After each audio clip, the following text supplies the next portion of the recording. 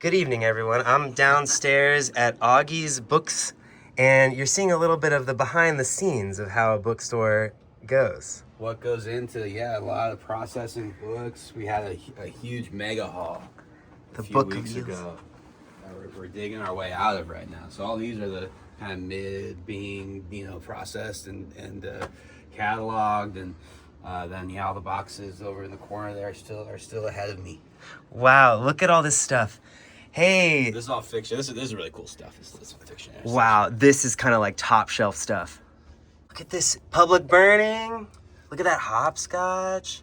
Prick songs and descants. Everyone's into Coover. I keep on going around and is Coover hot now? Yeah, people keep talking about that fact that the Baseball Association one is being reissued and everyone's purchasing it. Wow! And here at Augie's Books we have a copy of what it used to look like. It's a little, it's not in great shape. It's got some loose pages. Well, don't we all? Don't we all? That is the crispiest coast of Chicago I have ever seen. Yeah, you're familiar with this as a Chicago man? Yes. If you're in Chicago and you're thinking about short stories, everyone is getting you to read Stuart Diebeck. And look at that. That is the crisp. If you have seen a crispier copy of The Coast of Chicago, please leave a comment and take me to task, because this is beautiful. Well, let me find where he did this. He'll mark every book when he purchased it, and he'll also say when he read it, which is kind of fun. So I've actually started doing that. It's so you could when you get the whole collection, it's amazing because you get to see this guy's whole reading life. Yeah. Which is just I'm like, this is so cool. And he also got a lot of books from his dad, did the same thing. So I have 2 generations of this family's reading. It's so cool. Yeah. I mean, and this is incentive, just another incentive to write down when you read, on your rereads, This is so cool. This is behind the scenes of what happens and what you see when you get a big collection of books at a bookstore. Being asked if I have this Robertson Davies book. I do not have What's Bred in the Bone. All right, now you do take this. The Cunning Man I do have, but not in this weird, cool edition. I'll take them both. I'm the Davies guy. Before I say anything else, look at these beautiful things. This is the Augie's Cellar Door Books bookmark and the postcard. I am going to use these. They're going to be, shredded on the atomic level by the time I'm done using these. I'm going to send this back and forth through the mail till it's dust. Shows you how to get Look at the insignia. Whoa. Shout out to Callie for designing these. Her studio's called Figment. Figment Design? Yeah, Figment Studio. Figment Studio. Beautiful. Your house is almost down here, sort of. It's Yeah, I know. I'm nearby. I'm roughly just nearby. Off map. But I like the hues. I like the colors you chose as well. How did you land on the colors? Again, Callie, she talked with me and kind of got a sense of what I was going for, and then she executes so well with this kind of she called it Art Nouveau style, with the font and the colors. So it's kind of supposed to be this kind of 1910s 20s kind of color palette. Yeah, I think about that era, the Art Nouveau kind of era, as a good era for what is printed on the actual cloth covers of books. Absolutely. The actual kinds of things that they would be. I told her this is a facsimile of it because this is a new book, but it does have it, I think. Yeah, so this is like a facsimile, like a new book, but it has this kind of a little bit. It's a little too orangey on here, to be honest with you. It's a little, but this is what you're talking about. What I'm talking about. Yeah, we were all familiar with books. It would be nice with find it, though, somewhere. With Lucky Finds that have this kind of red ink on the title page. It's just such a treat when it happens. It is. You open it up, I just love that. I just got an idea for the name of this video. I'm going to call it Behind the Scenes at a Good Bookstore. Hey. This is I've been handed Robertson Davies because everyone knows that I love the man, and I am the Davies man, and I'm collecting books by him. This kind of cover is people love these covers of his because whoever illustrated here, I guess we could look into who illustrated this. But they did a really good job capturing the spirit of the book each time. Like the one for Fifth Business has the guy's face divided up into a bunch of sections indicating all of the different personalities that he has, and He always reads the books good. So he has a whole series. Yeah, they all of his books basically came out in these illustrations. This is like the uniform edition for a while. I don't have any with this cover with like a hard cover like this.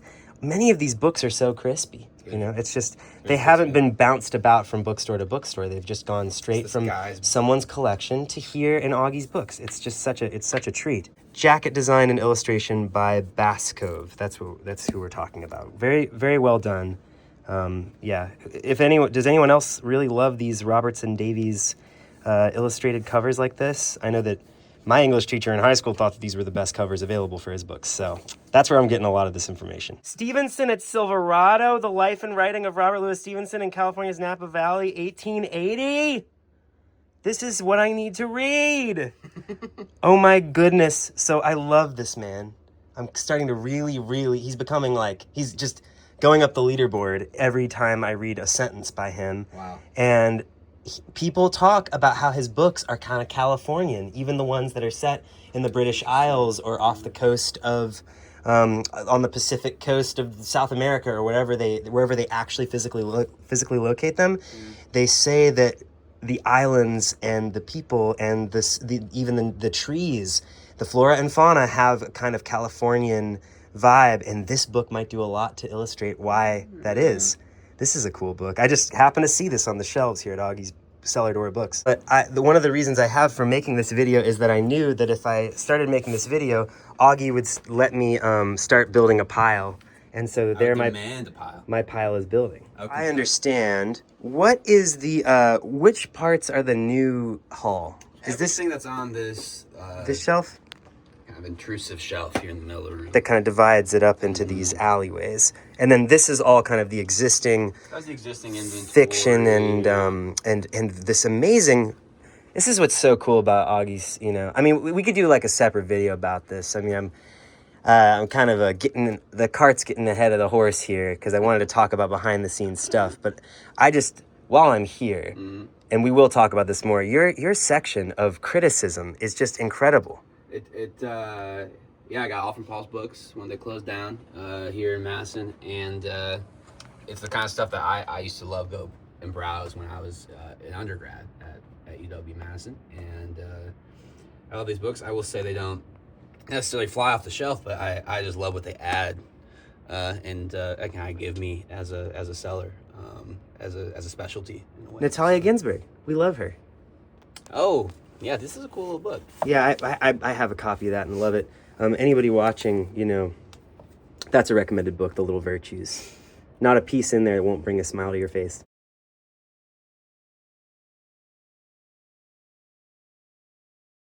That shelf used to be there, but now it's there, and that has poetry and fiction on it. I learned this, and I learned this also from a friend at Madison Paperbacks, Todd, who runs that store. There's an element of just always like moving your stuff around, jigsawing, because you're always getting new numbers of books in and trying to accommodate different sections and little things. So, like every time you go to Madison Paperbacks, there's a whole different arrangement of the store. But your proportions of your sections are always changing. They're always changing, yeah. So you're always having to accommodate that. Absolutely. The fiction gets, fiction's gonna get a lot bigger. So what I'll probably do is fiction, which currently just lives over here. I will pull it around to start. I'll stack these so it's on both sides of these shelves. Yeah. And the fiction will kind of run around this way. I think that's going to be glorious. I love this thing of, in the bookstore where it's like you're coming down and you turn around and then you've got this kind of alleyway here.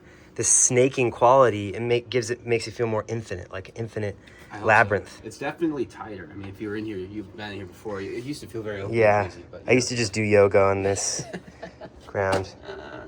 What a nice basement this is. If you've watched this far in the video, check it out. Here's a reward. I'm going to show you even more of this really delightful shelf of Who Wants a Dictionary of the Khazars? I know that people have strong opinions about how much they love that book. We got George Orwell. I just sold this morning. It was on that bottom shelf, but it's packaged up now. I sold a full 20-volume set of these in the paperbacks. Shouldn't this be what I read kind of next? Because I'm such a Treasure Island head now. Probably. It's like they all have just cool illustrations of boats. Yeah.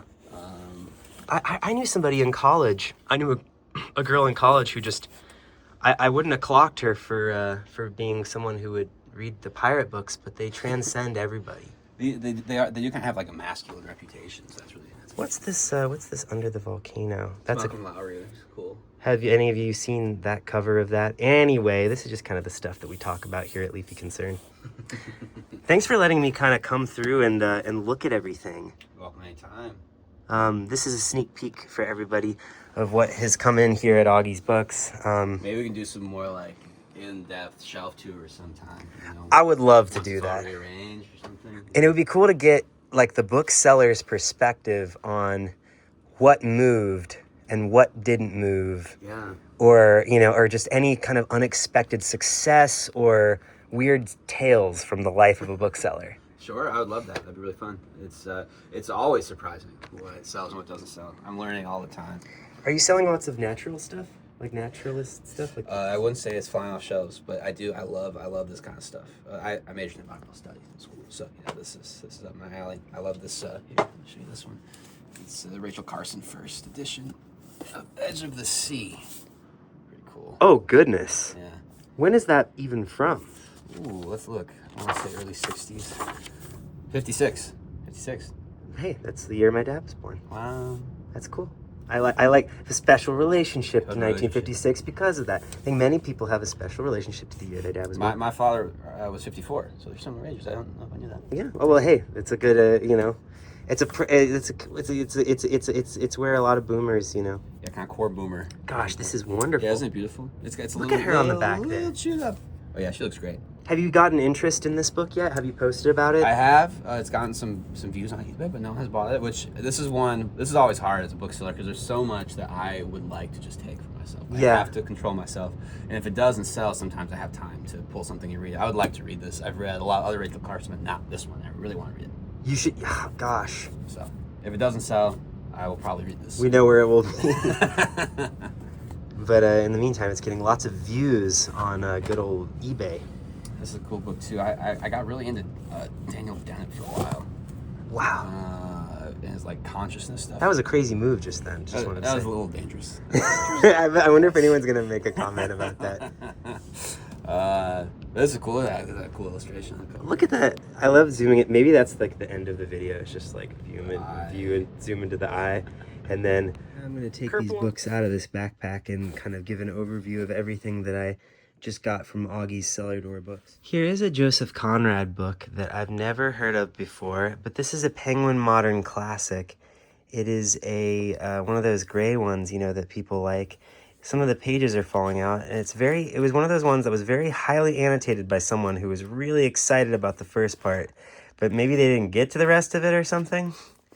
But I haven't heard of this one before. This was kind of one that was available to me very cheaply because it's not in very good condition. You know, it's not really in the condition that you really see books in Augie's Cellar Door Books being sold for. So I really got this it was a steal, and now I am going to know about Joseph Conrad. And because shouldn't I know so much about Conrad? I mean, I really like Nabokov. He's the other world famous trilingual guy, and also I've been liking R.L. Stevenson. So why not read somebody else who talks about voyages and is a renowned stylist? And we just also can't argue with the look of this cover. The Cunning Man, I ended up taking that other cover of The Cunning Man. I'd never seen this cover before. It's beautiful. Shelve it alongside my other copy of The Cunning Man, and then hopefully I'll read the book. And then this copy of What's Bred in the Bone, I was given this, and this is very exciting. Let's look what it looks like without the dust jacket. Wow, really nice.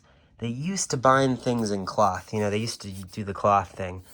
This is kind of a tan shade. This is from that other trilogy. It's not, because there's the Deptford trilogy, which is the one I'm more familiar with, which has Fifth Business, The Manticore, and World of Wonders. Then this is like the other from the other trilogy. Does it say what it is here? No, this is just, when this was published, this was just a new Robertson Davies masterpiece available for £9 in this hardcover edition. Whoever owned this book doesn't seem to have really torn it up very much. And indeed, this is a very fair world to be a Robertson Davies fan in. It's very it's fair weather for all of us who want Robertson Davies books because they're all over the place and they're dirt cheap. So more power to us. But look at this, everybody. The Public Burning by Robert Coover, Viking Press hardcover. There's the man himself. And we've got a dust jacket here. It's got a little bit of like, you know, chipping on it or whatever. But I mean, can you believe this? Quite a find. Look at that spine with the blue and the red ink. Wow. Now this one I was also able to get for a pretty good deal. That's all I'll say. And this is a book that I actually just checked out of the library because I was so excited to read it. And now I have probably the best opportunity to read it possible. So yeah, this is going to inspire some envy in some of my viewers, I know. And then The Crown Jewel, Stevenson at Silverado, The Life and Writing of Robert Louis Stevenson in California's Napa Valley, 1880. This I got to read this week. I was just flipping into it and it was describing the physical particulars of, like the architectural particulars of the house that he was staying at in some sort of like vine-covered region, and it quoted at great length from Stevenson's diary. It seems to be quoting from Stevenson's diary all over the place. This is a must-read, and so that is all that I got from Augie's books, and I am so excited about all of this, and thank you everybody for joining me on this journey.